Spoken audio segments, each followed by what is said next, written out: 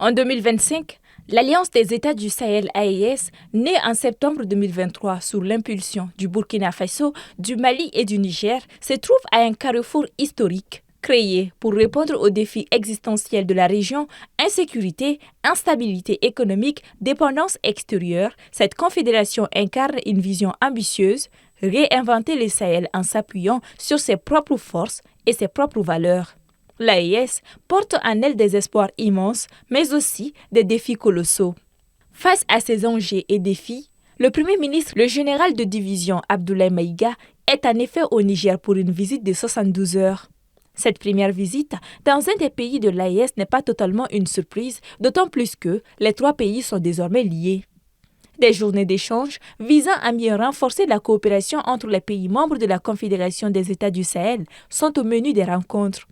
Aussi, le Mali et le Niger vont rendre opérationnelles leurs forces conjointes afin de lutter efficacement contre le terrorisme dans l'espace en intensifiant les opérations.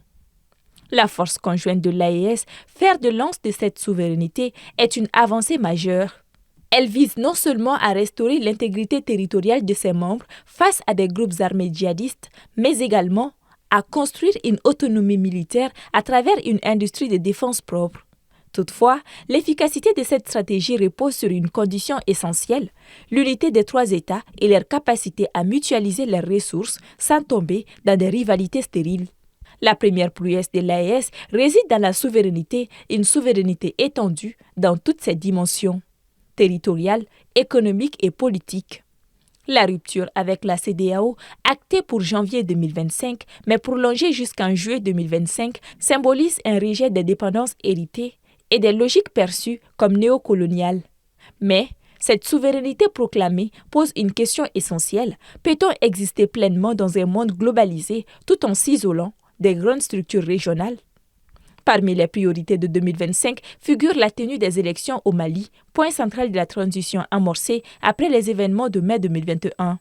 Lors du premier conseil des ministres du gouvernement, dirigé par Abdoulaye Maïga, le président de la transition Assimi Goïta a insisté sur la nécessité d'organiser des scrutins transparents et apaisés. Le retour à un ordre constitutionnel normal est une exigence démocratique et un engagement envers le peuple malien. Cette visite semble comme celle des échanges pour l'ancrage des idéaux et visions de la Confédération de l'AES pour la nouvelle année.